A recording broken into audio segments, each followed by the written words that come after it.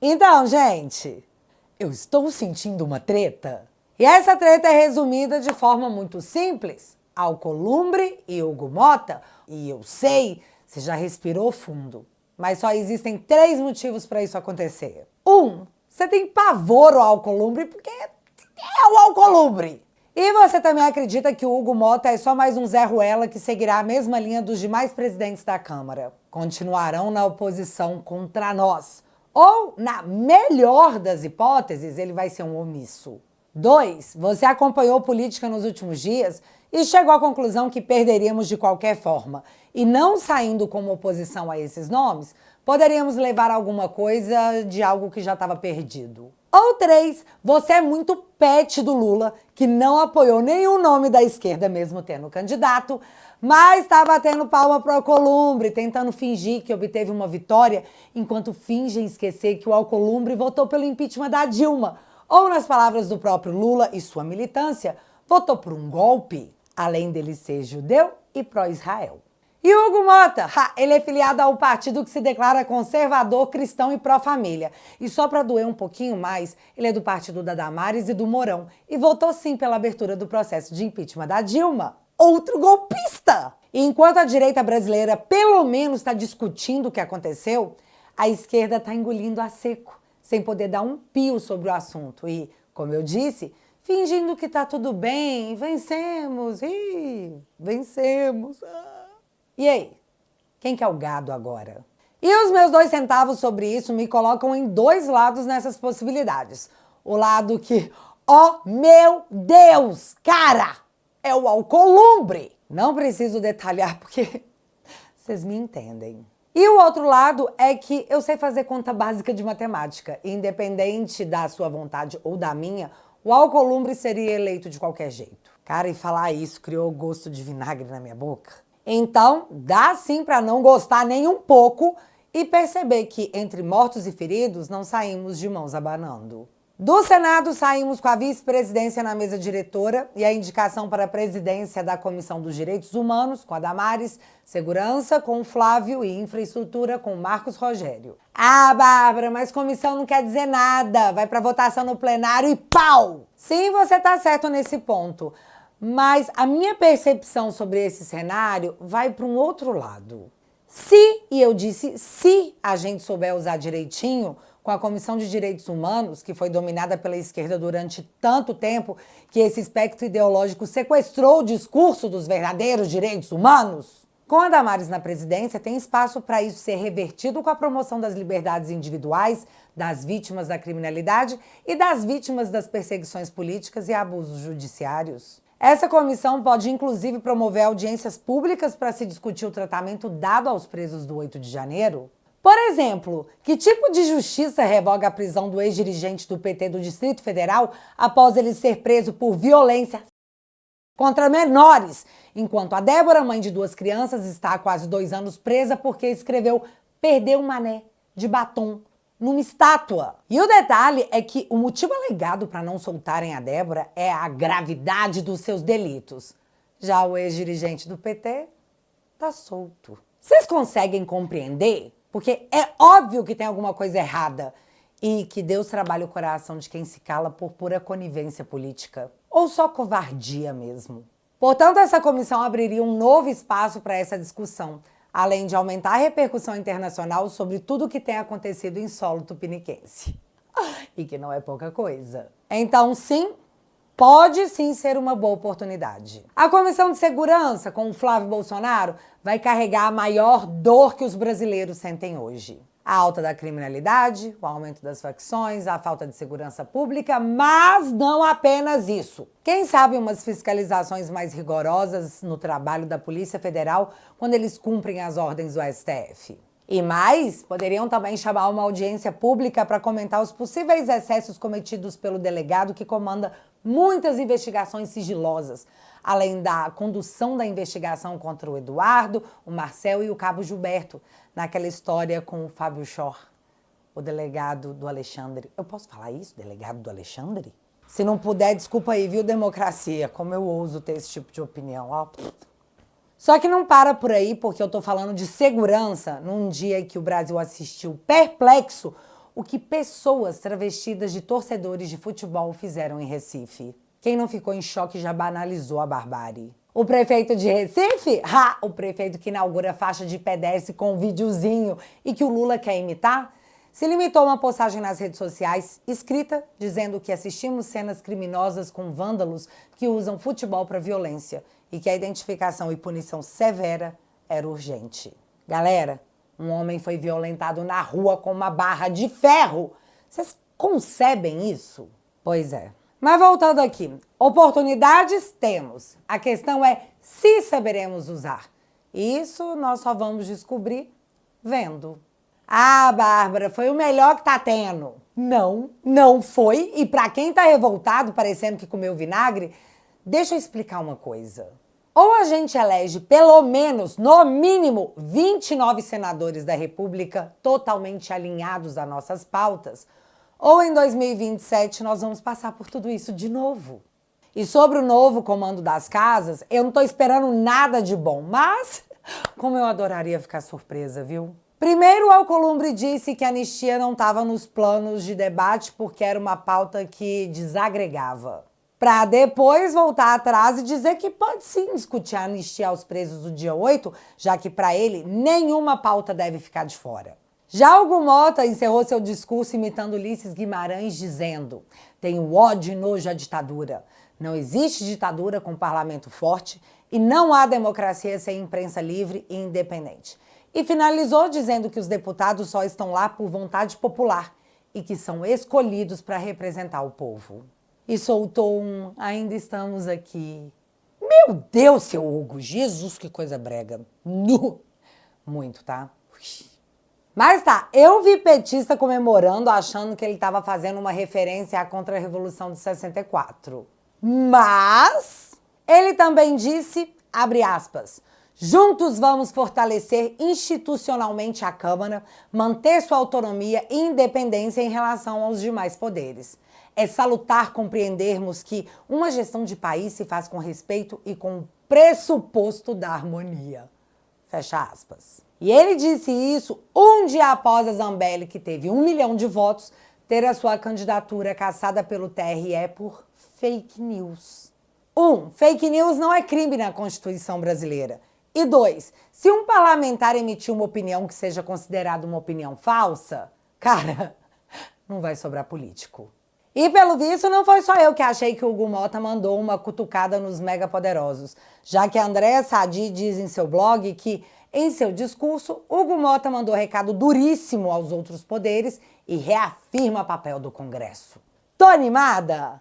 Não porque o Hugo Motta votou pela prisão do Daniel Silveira, mas tem um fator que pode pesar a balança sim, e esse fator não deve ser ignorado. Lula 3 está fazendo cosplay de Dilma 2 e tá ladeira abaixo, fi. E isso é tão verdade que o padrinho político do Hugo Motta, o seu Lira, teve uma fala que gerou essa matéria. Ninguém embarca num navio que sabe que vai naufragar, diz Lira, sob apoio eleitoral a Lula. E da mesma forma que Alcolumbre, agora o ministro do Lula já admite que o Hugo Motta vai discutir a anistia com os líderes, mas ele acredita que a pauta perdeu força. Só que essa força é nossa, porque até hoje eu não entendi como que a gente não encheu 8 quarteirões da Paulista com esse tema. Cara, se fosse a esquerda no nosso lugar, eles iam arrumar um escândalo absoluto e sem fim. Se bem que, na ponta da balança, eu até entendo. O judiciário brasileiro colocou medo nas pessoas para que elas não falem de determinados assuntos. E dito isso, eu volto no ponto que o poder continua sendo nosso e quando a gente quer, a gente arruma um escândalo. Vide aí a história do Pix. Eu não sei se vocês lembram, mas na época do impeachment da Dilma, os políticos não queriam nem saber desse assunto. Porém, após o escândalo que fizemos, os caras ficaram com medo, porque o que bota esses caras embaixo da cama comendo fandangos é a hipótese de você tirá-lo desse cargo público que é cheio de regalias e mordomias. Se eles não querem discutir, a gente pode obrigar. Se eles quiserem discutir, como por exemplo o novo PL das fake news, que eu vou destrinchar no próximo vídeo, nós podemos proibi-los. É só mobilizar. E a gente até sabe da força que a gente tem, só que às vezes cansa. Eu sei. E eu nem tô falando essas coisas para deixar no ar a impressão que com Alcolumbre e Hugo Motta será melhor. O que eu tô deixando claro é que para mim nada mudou. nós ainda temos um país para endireitar, independente de quem está lá. Mas, dito tudo isso, o Alcolumbre e o Mota podem ter entendido que, se as coisas continuarem como estão, em 2026 faremos maioria no Senado e na Câmara, então não é bom abrir guerra com a maior força política do país. Que seremos nós? E esse é um jeito de ver as coisas, porque o outro é bem pior. Só antes de eu te mostrar qual que é o plano B, porque sim, parece que o negócio já está até combinado, o Janones está parecendo um pavão, super animado com as eleições das casas e prometendo que esse ano eles vão discutir o negócio da escala 6x1, viu? O problema é que eu não acho que o Janones combinou isso com o Lula, já que até o momento, sobre esse assunto, o Lula entrou mudo e saiu calado. E convocou os ministros para darem a cara a tapa, para dizer que isso deve ser discutido entre os sindicatos. Deixa esse assunto para lá. Pauta da base do governo que não tem o apoio do próprio presidente. Só que isso não é só patético, é uma tentativa de agitar o gado para parecer que o governo tem algo a oferecer. Mas não tem, viu, fiote? Não tem escala 6x1, não tem picanha, não tem laranja. Mas tem gasolina mais cara, tem inflação mais alta e a reforma do Lago Presidencial na Alvorada. Ficou super bonitinho. Pena que foi a gente que pagou. Já o Randolph e outros ministros do Lula apareceram com um boné dizendo que o Brasil é dos brasileiros, numa tentativa de contrapor o boné mega famoso do Trump. Só que, olha essa versão tupiniquense, meu Deus, que vergonha alheia que eu senti.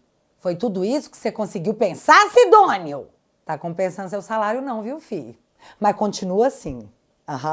Mas não é só muito brega, é bem ridículo usarem isso na semana que descobrimos que, sem licitação ou consulta pública, o Lula entregou um território de 1,4 milhões de quilômetros quadrados para uma empresa bilionária e privada. Aí o detalhe, 1,4 milhões de quilômetros quadrados de terras indígenas, o equivalente a 14% do território brasileiro. E o gado, filho, o gado tá calado, tentando convencer o eleitor que tá vendo o carrinho no mercado diminuir, assistindo o governo quebrar um monopólio estatal, que é os Correios, já que ele arrecadou quase 1 bilhão taxando as blusinhas da Shein e fez os Correios perderem mais de 2 bilhões pelo mesmo motivo. Portanto, sim, eles estão tentando te convencer que o governo é bom, ó, o governo é ótimo. Eles só não estão conseguindo, mas que eles estão tentando. E a última, antes do plano B, é que me vem Pacheco, que na minha opinião é o omisso da República, para agradecer o Lula e dizer que ele quer ser governador de Minas. Ai, com aquela cara de tropeço da família Adas, eu nunca imaginei que ele tinha uma veia cômica. Se bem que parecia que ele tava falando sério. Ele tava falando sério? Tadinho. Ô Pacheco, nem que eu vá sozinha com o megafone pra Praça da Liberdade. Mas o mineiro não vai esquecer. A gente não vai deixar isso passar. E com isso, você pode contar. Mas beleza, né? Bora de plano B. Lula despencando nas pesquisas, perdendo o voto de pobres, de mulheres e nordestinos.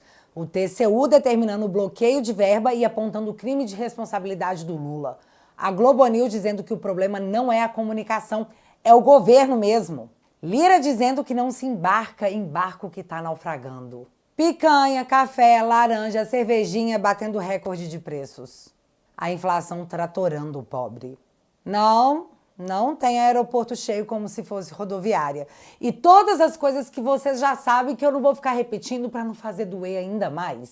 E aí, no meio disso tudo, me aparece Gilmar Mendes para falar que o semipresidencialismo vai ser discutido esse ano e que o STF quer estar mais próximo do Congresso. E você quer saber o que eu acho que aconteceu? Os caras trouxeram o Lula porque ele era o único que poderia competir com o Bolsonaro. E olha, teve muito esforço para que o Bolsonaro não emplacasse suas políticas e até eles sabem disso. Vide aquele momento do Roda Viva em que Gilmar Mendes disse isso aqui na cara de todo mundo. De fato, o Supremo atrapalhou os planos do governo Bolsonaro, mas atrapalhou para o bem. Ou quando o Barroso disse isso aqui... O judiciário deixou de ser, já de algum tempo, um departamento técnico especializado e passou a ser um poder político na vida brasileira. Uma corte de justiça que julga políticos se tornou um poder político! Ninguém tinha percebido, viu, Barroso? Você quase anunciou a criação da roda ali. Só que o problema é que eu não sei se vai dar para fazer de novo o que rolou em 2026, porque o Lula tá fraco, virou um pária mundial, um anão diplomático. No Brasil, tá virando o pai da fome, o pai do caos, o pai da mentira. Popularidade em baixa, descrença em alta, escolhas erradas e uma ligação com a população sendo totalmente perdida. E aí, se não tiver o Lula, que pode estar com medo de ser enxotado, quem que vai fazer frente ao Bolsonaro em 2026? Pois é, como esse nome não existe, talvez o plano seja não ter que deixar o povo escolher. E assim, durante a sessão desse sábado, os parlamentares já colhiam assinaturas para a PEC do semipresidencialismo. São necessárias 171 assinaturas para abrir discussão. E eles já têm 134. E caso você não saiba, de uma maneira bem resumida, o semipresidencialismo transforma o presidente numa rainha da Inglaterra. E o primeiro-ministro não será escolhido pelo povo, mas sim pelo próprio Congresso, que hoje é dominado pelo centro, que nunca chegarão ao poder enquanto existir a polarização entre esquerda e direita. Mas no semipresidencialismo, eu acredito que o primeiro-ministro seria um cara do centro fisiológico.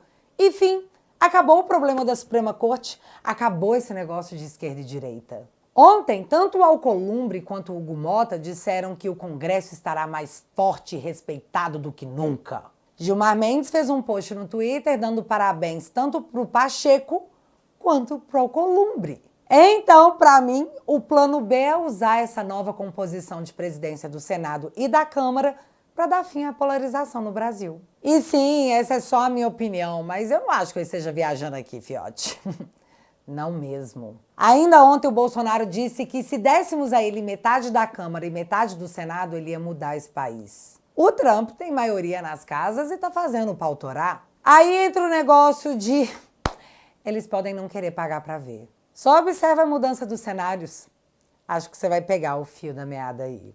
Eram essas as considerações que eu queria fazer, mas óbvio que são apenas as minhas opiniões e percepções a respeito de mais esse momento que atravessamos. E aí, você concorda comigo? Você discorda de mim? Então bora debater aqui nos comentários com respeito ao coleguinha, viu? E já que você ficou até esse momento do vídeo, galera, eu fiquei chocada com as últimas coisas que rolaram nessa última temporada da saga pra salvar a democracia.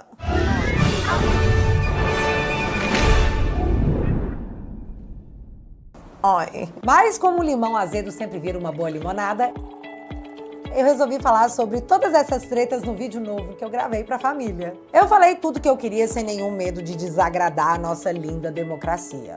Só que nem tudo são flores e uma coisa triste aconteceu. Cara, eu me dei conta que você tá aqui fora, sem acesso a todos os conteúdos exclusivos dessa família. Você tá perdendo conteúdos divertidos como o Te Barbarizei, uma série super engraçada que eu faço pra te atualizar. Meus documentários exclusivos. O Gabinete do Pop com episódios inéditos do Heróis e Mais. E os vídeos de geopolítica super divertidos do Saindo da Bolha. Todos esses conteúdos estão esperando por você na família Te Atualizei. Você quer continuar aqui fora, confuso com as invencionices dos jornalistas, ou você quer embarcar comigo nessa jornada irritante, mas que não vai nos impedir de rir no final? Toque no link que está fixado no primeiro comentário e entre pra família Te Atualizei. Juntos, você sabe, somos mais fortes. Beijo!